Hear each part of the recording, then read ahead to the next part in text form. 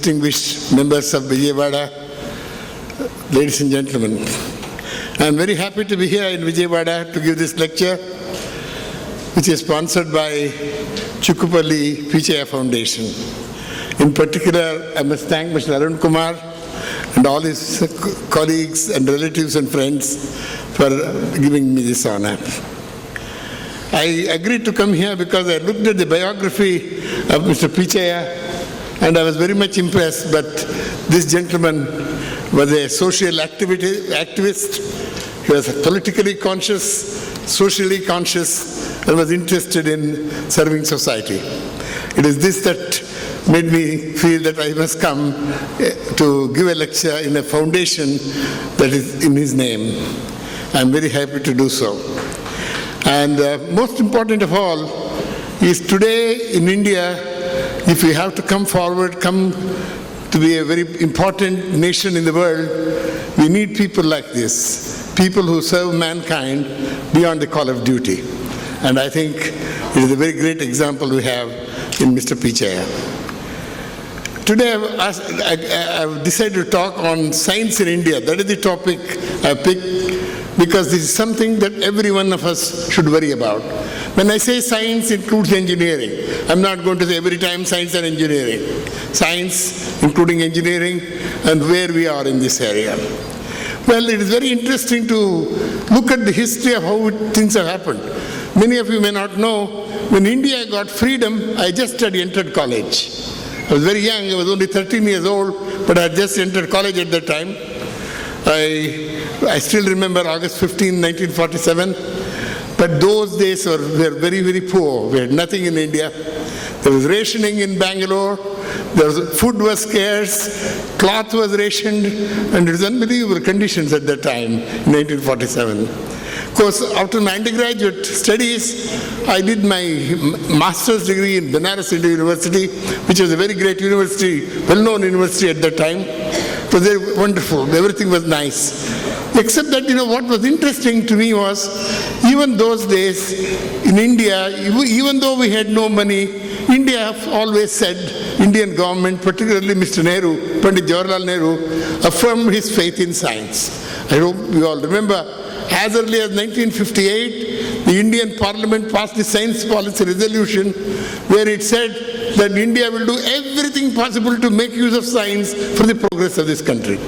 This poor country without much money, without anything, talking of science is something extraordinary. I was very impressed with that. When that happened, I was already in the United States. After my master's degree, I went to United States to do my PhD, because at that time there were not too many people in India working in the areas of the kind I wanted to do. Molecular structure of doing all kinds of spectroscopy and so on. That was, I'm talking about 1953, 1954, many years ago, more than 60 years ago. So after several years in the US, I got my PhD in about 3 years. Then I did my postdoctoral work in University of California in Berkeley. Then I could have stayed there. I had all kinds of offers from various universities in America to be a member of the faculty. By that time, I had published many papers. I had already published about 25 major papers in my career. I was very young. I was 25 years old, and I had these offers in America. Then the choice was, if I stayed there, I would never have come back. But at that time, Indian Institute of Science offered me a position. I came back. But when I came back, what did I find? Indian Institute of Science, which is supposed to be the best institute in India, had nothing to offer. There was no equipment worth anything. There was no spectrometer, no diffractometer, nothing. In fact, that was the place where C.V. Raman worked. That was long ago.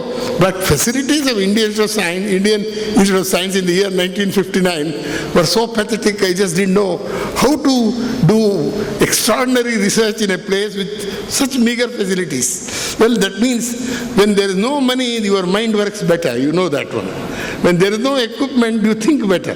Because you have to do something clever, something interesting, not because of the equipment, because of your ideas. In fact, I started working in certain areas where I could do something important, even though the facilities were not there. In fact, I always quote a very famous poem by Robert Frost. I don't know whether you know this. Two roads diverged in a yellow wood, And sorry, I could not travel both. I took the one less traveled by, and that has made all the difference. Taking the lonely road, that is very important. In fact, that is the problem with most scientists in India. The reason they are not becoming famous is they are working in very crowded areas, so crowded that even you also publish it in the paper, so what? Even if you publish a good paper today, nobody reads. The literature has become so crowded and so competitive. Even you do good science, nobody reads that. So therefore to be noticed in this world, to be cited in this world, to be considered to be a leader in your field, you have to pick the right area. In fact, Michael Faraday long ago said that. Picking the right problem in this area, I was one of the few people in India, probably the only person in India who started doing that. That was in 59. So it is very nice. So nowadays people think that I am a grandfather of this subject. I always tell a joke. Some time ago I went to a conference in Europe. After the conference I was coming, I was in the airport. Some person came and shook hands with me. Professor Rao, I heard your lecture. It was very nice. You know, there was another person by the same name who published about 45 or 50 years ago. Maybe by now he must be dead. I don't think he said, no, I said, that is also me, I told. So it has been a wonderful thing. I've been doing research like this now I started research in 1951 in Benares as part of my MSc thesis. That was 64 years ago. But now as a professor in India, I've been working for the last 56 years. So I still have a very big research group. I still publish about 20-25 papers a year even now, and I've been very happy. Well, what has happened in India? When you look at that, you may not believe this, we are always short of something. Even today we are always short of something. We have never been completely comfortable with either financial situation or the infrastructure situation in the country. In fact, around 85, I remember, 86, I used to be advising Rajiv Gandhi those days. We thought, well, India is not doing bad, we are coming off, the things are looking better. But unfortunately, what happened at that time is that the entire world changed. Russia, the Soviet Union collapsed, then China started becoming a very big power slowly, and then globalization started. So whatever I thought had happened in India became nothing, because immediately there are big competitors growing in Asia. I hope you realize that. Right around, you don't have to go to America to have a competition in India, for India anymore. Our biggest competitors are right in Asia. I'm not counting Japan. Japan has always been there. South Korea. South Korea is now the most powerful, technologically powerful country.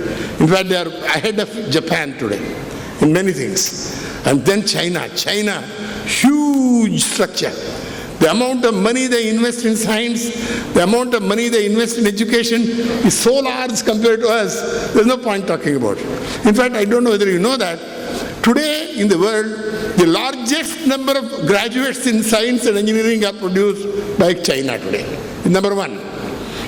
It is also true that they publish a large number of papers. Till about 15 years ago, India and China were publishing about the same amount of science. We are contributing about 3% of the world's science. Suddenly what has happened?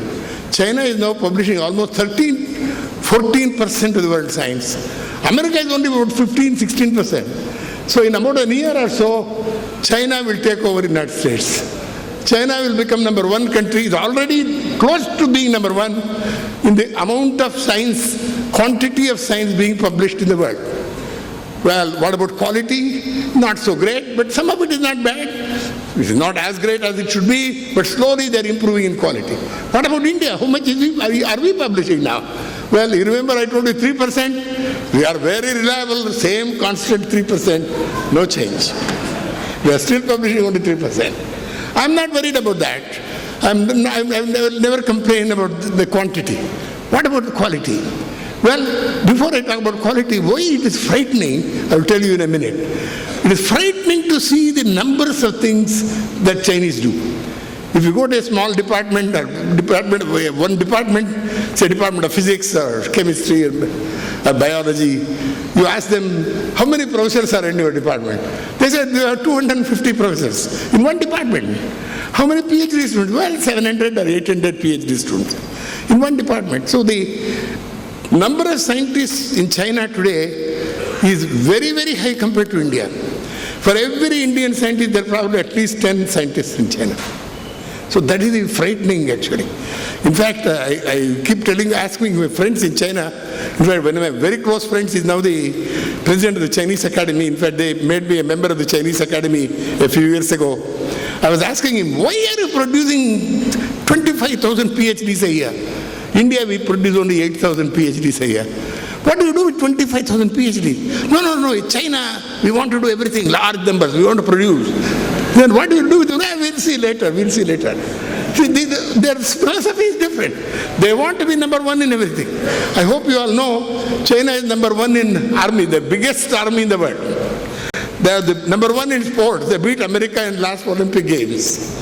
They want to be one in economy. Now they are almost two. They want to take over America. I don't know whether they will do it. There's a peculiar, different psychology.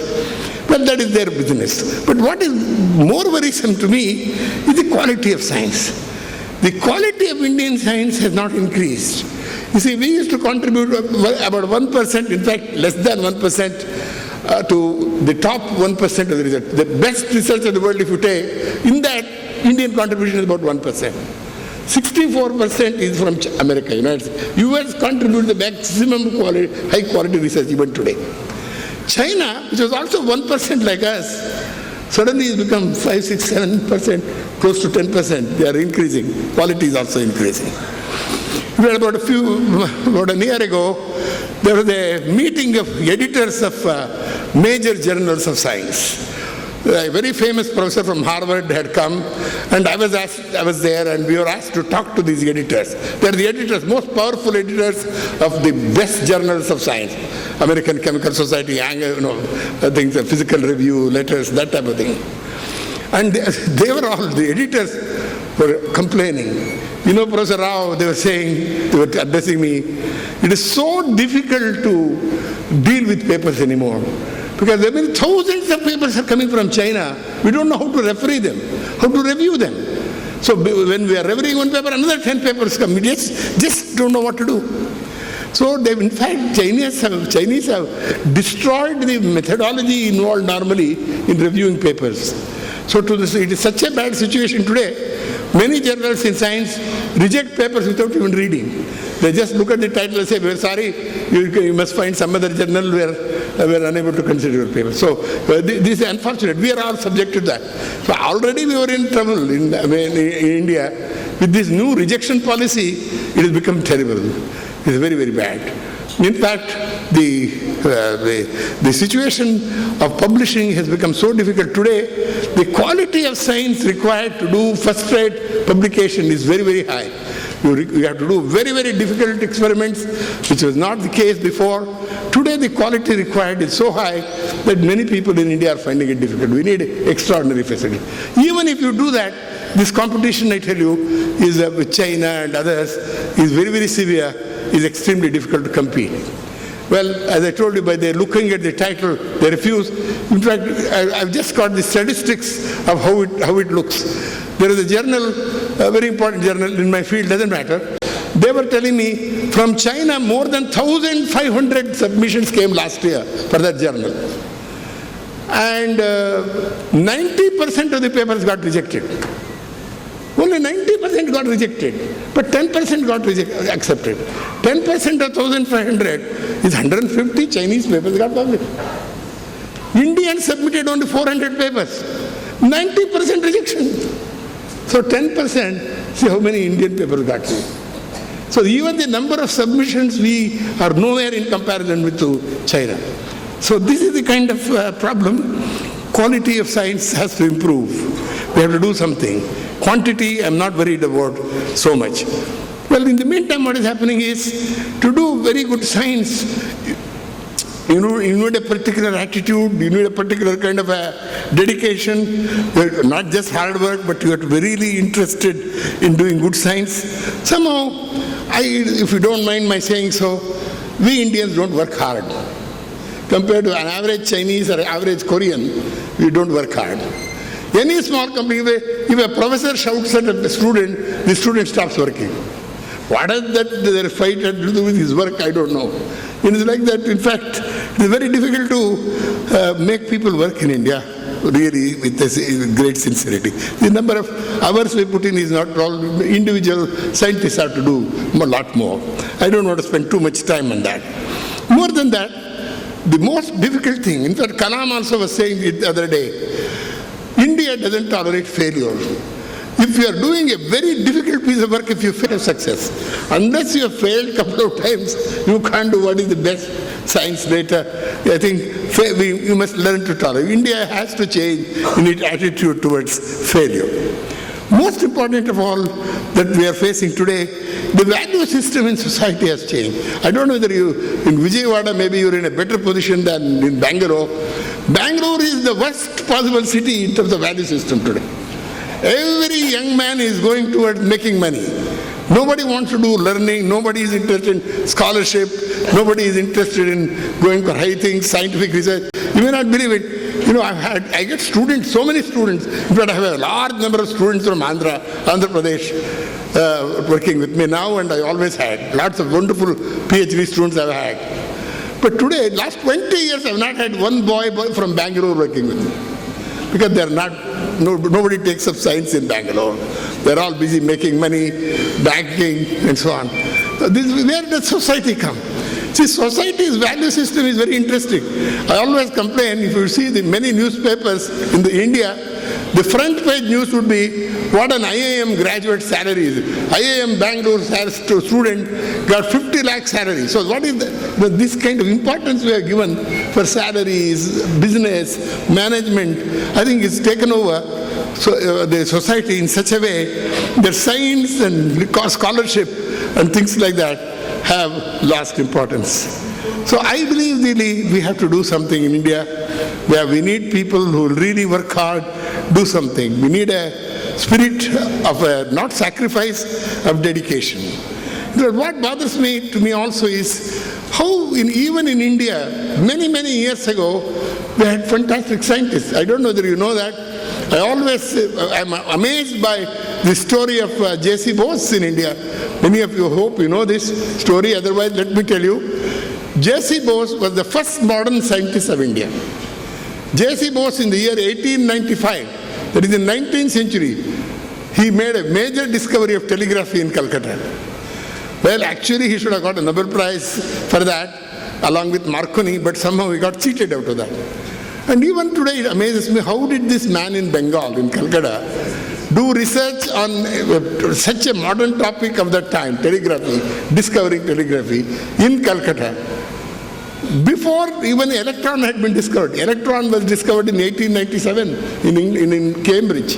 Even before the electron was discovered, this man had done this work in Bangalore, in Calcutta. He said, these kinds of stories. Well, of course, there's always stories of Ramanujan. How did Ramanujan wrote such beautiful mathematics? Sitting it's not Vijayawada. If you go to a place where Ramanujan comes from, that little place near Kumbakonam, you wonder how did he do that? I mean, after all, there is nothing there, no money, no scholarship, no government grants. He went on writing mathematics. Hundreds of people have worked on the theorems and conjectures that Ramanujan left behind. So these people amaze you. Even in India, they have got stories of that kind. To me, these are the heroes that make me think all the time about why science. To me, science is a way of life which is something unbelievable. No other thing can give me the same satisfaction. I can tell you, many of you are not scientists, but you have to believe me if I say, if you are interested in selfish, it's very important if you have to be fearless. If you want to be a fearless person, if you want to say what to feel like, and given it doesn't matter where, you have to be unselfish. You have a little selfishness, you cannot be fearless. So being unselfish is extremely important to do good science.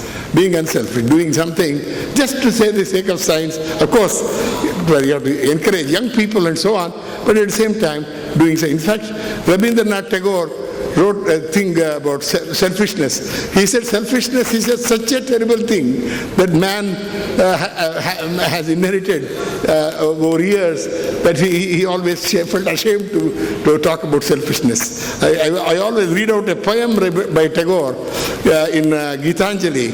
He says, I came out alone on my way to my tryst, but who is this that follows me in the silent dark? I move aside to avoid his presence, but I escape him not. He makes the dust rise from the earth with his swagger. He adds his loud voice to every word that I utter. He is my own little self, my Lord. He knows no shame, but I am ashamed to come to thy door in his company. He says selfishness is one of those things one is to be ashamed of. The reason I am telling you this is, for science to thrive, you need more selfless people. There is no doubt in my mind. People who are generous, who are kind to young people. Unless you encourage youngsters, beyond, sometimes what happens is young people are not also easy to deal with. The minute you encourage them, they may behave differently. So you have to tolerate that. That is the thing. In fact, the best thing to do with young people is encourage them as much as necessary, provide them everything. The only thing you have to do is give them a competition. Give them a competition through science. All right? You are young, compete with me. I will compete with you. But that is where no age comes in. That is why I look at young people. I think give them everything, help them. Otherwise, unless we do that, India will have no future, because India is full of young people, as you know.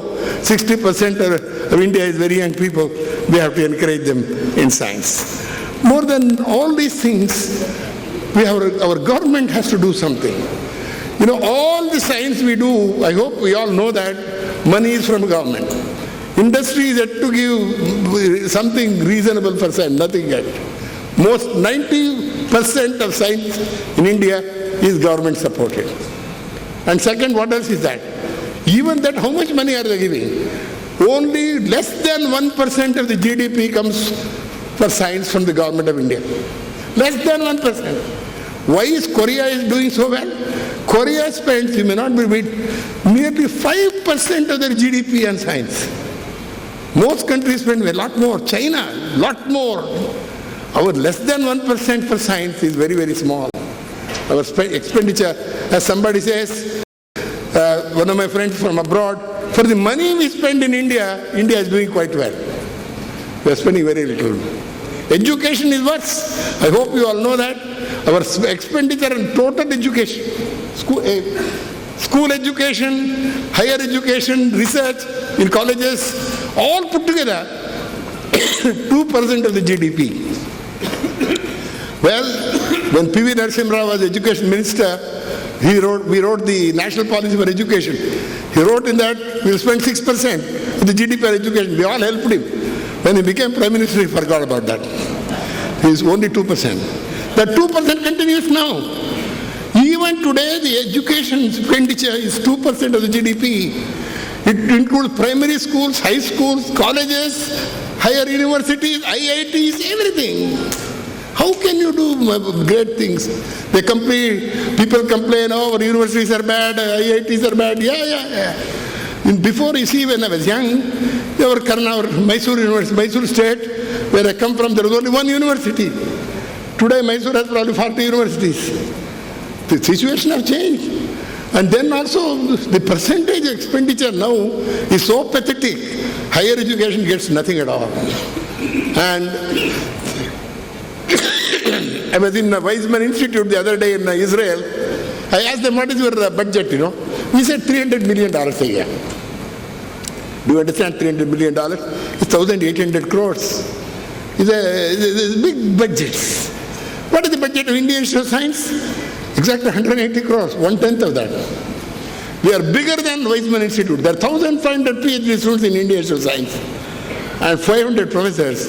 Our budget is 180 crores. Of course, this year that also has been cut. I don't want to talk about that today.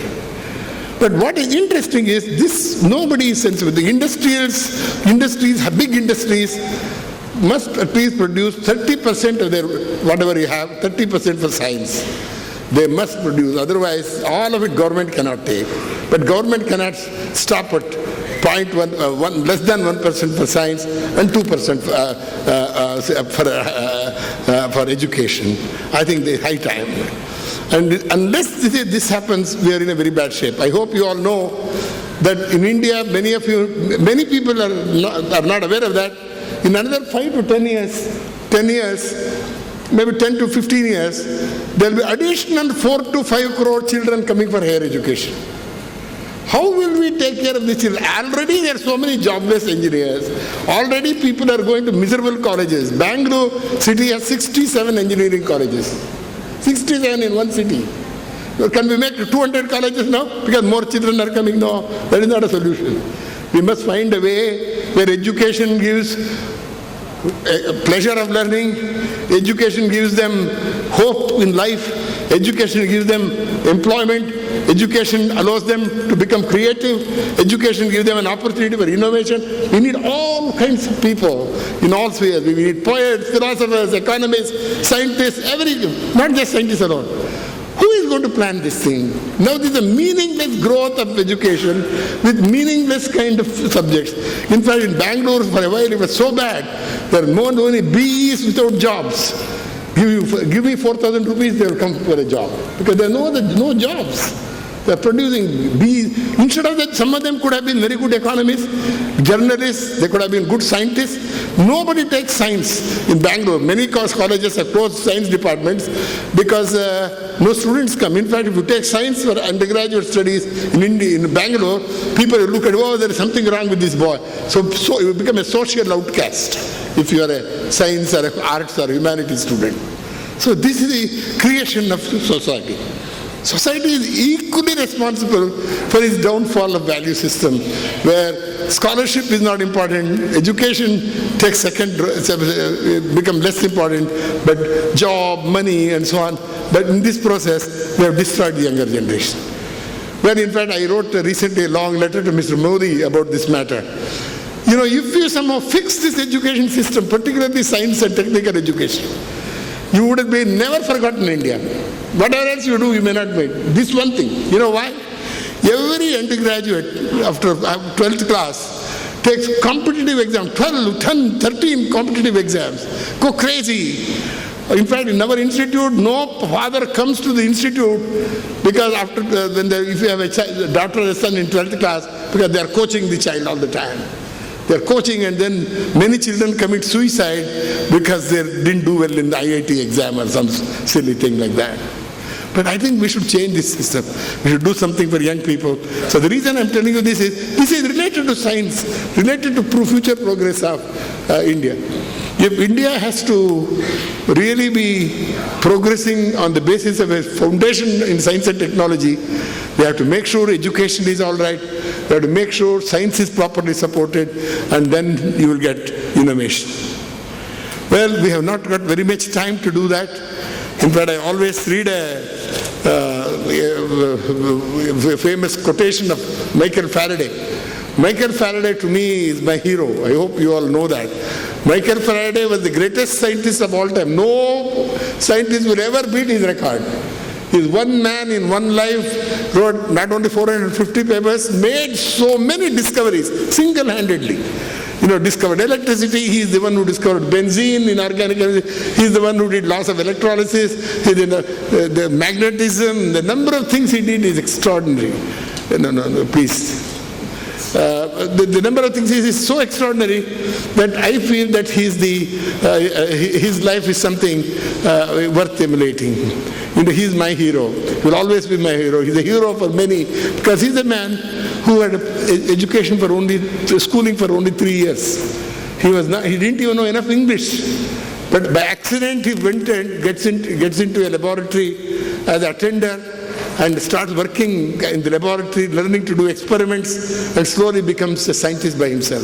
And then starts making discoveries much better than all the masters of that time. And such a man, his life is something I will always emulate. And these are the people who excite me, who really I will never forget. And he said, time is the most important thing. We have lost value for time in India. We think, there is time that if you have to do something today, you can do it tomorrow, otherwise you can do next week. That is the attitude we have. Unfortunately, India has no time. The trouble is, that is what Chinese have shown us. China has found itself in this position mainly because they have worked on beyond all working hours. There are no working hours in China. They're day and night. They want to get ahead. They want to be number one. So there is no time lost in this process. So we have to learn that. In fact, I will read out the thing about time that Faraday said. He wrote a letter to his friend who was complaining that Faraday never replies to his letters. Faraday writes back, I have absolutely problem of time. Let me tell you about time, he says. What is the longest and the shortest thing in the world? The swiftest and the most slow. The most divisible and the most extended. The least valued and the most regretted. Without which nothing can be done, but which devours all that is small and gives life and spirit to everything that is great. It is what the Creator, or God Almighty, thought of as so valuable, He has only given a limited amount of it to all of us. That is time. If God thought time was cheap, we would have all lived 500 years. He said, no, 100 is even too much. So you live better, faster, and go away.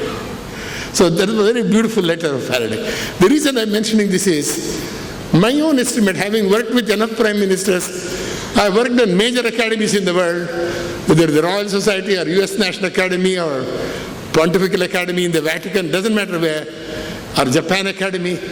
One thing that comes out, everywhere people are worried about the future. Japan, the biggest worry in Japan, you may not know, is that Japan is not doing well. We are now become second to China, second to Korea. China is coming up. What is the future of Japan? They are so worried. No, please. They are so worried about that. Isn't India going to be worried about it? Aren't we going to worry about our children, our grandchildren, our great-grandchildren? Millions of them. We'll have 1.6 billion population. Aren't we going to worry about them? If we are going to worry about them, there is no time. We better do it in the next 10, maybe 15 years, maybe 20 years. When 20 is too long, 20 is too long. 10 years, maybe 15 years, it will be too late otherwise. We have to fix our education system. We have to fix our foundations of science and technology. India can then grow on the strong foundation of higher education, good science and technology. The future of India will be safe if we plan that for our children and grandchildren. But there is no time. And unfortunately, this is forgotten by everybody. We are spending so much time doing useless things that this is forgotten. I would like to close my lecture. I don't want to go on like this. I don't want to be negative. I don't want to criticize India. I'm not doing that. I'm worried about it. I'm worried that as I'm getting old, I get more and more worried. I will never forget, I used to know Professor C.V. Raman very well. Many of you may not know, he was the first one to recognize me when I was 29 years old, when I wrote my second book, which was a 700-page book. It came out of American Academic Press, New York. After seeing that book, he said, anyone who can write this book must be a member of the Indian Academy of Science. So before I was 30, Raman saw to it that I became a member of the Academy. I will never forget that. It was my first recognition in my life. I got to be very close to him. And so just a few months before he died, please, I said, please, Dad. I can't talk when somebody is preventing my sight and vision so on. Just about a few months before Raman died, we had a meeting of the Indian Academy where he had asked me to give a lecture. There were very few people, very small number. And after that, I gave a lecture on the structure of water. He was so excited, very happy. He almost hugged me. Then he said, Professor Rao, he had a style of talking. Professor Rao, I'm so worried. I'm now 80 years old. But why is it India not progressed? Why is India so backward in science and education? He asked me. Now I am 82 years old. I'm asking the same question. What do we do? It is a terrible thing. And my grandson will do the same thing when he is 82. I don't want that to happen. I think we have little time, and I think we should do as much as possible, as early as possible. It is not only, I quoted C.V. Raman only to show what he is one of those fearless men. I hope you know that. You may not agree with Raman, but he was fearless. He could say what he wanted to anybody. I'll never forget, can't we have scientists like that? I'll never forget once Pandit Nehru came to visit him. I was a young staff member in the Indian Institute of Science, and his nephew was the faculty member in the institute. Immediately Lady Mrs. Raman called up, Pandit Nehru is coming there. Nobody except C.V. Raman. A few of you should come. So his nephew, Professor Sesha, was there in physics, myself, and Satish Dhawan. We three rushed in Satish Dhawan's car to Raman Institute. Few minutes later, Pandit Nehru came. And there was Mrs. Gandhi, Indira Gandhi, young Indira Gandhi. So C.V. Raman was in the front with Indira Gandhi. Behind was Nehru. Way behind was Satish Dhawan, myself, and Sesha. And there was Raman shouting, Raman's way of talking, Mrs. Gandhi, your father has ruined science in India. There was Nehru standing. Nehru just smiled. That is the kind of people. Where are those guys? We need full-fledged human beings in India. That is what. Our society has to produce them. Not people who are looking for a job, making extra money as IT coolies in Bangalore. We don't want little more money. So hell with your money. Keep your money. Money is not the important thing. We need real citizens, people with courage, people with vision, and people with dedication. There is no question. That is the India that will survive. Well, as far as I am concerned, I take this example from a very great musician. I am very fond of music. I listen to music a lot along with my wife, Bismillah Khan. Bismillah Khan's interview my wife gave me before he died. He was interviewed. People ask me, Khan Sahab, let me tell in English, what is it you will pray to God? He said, Bismillah said, oh God, as long as I am alive, let me be in the world of music. And I pray to the same thing. Oh God, as long as I am alive, let me be in the world of science. Thank you.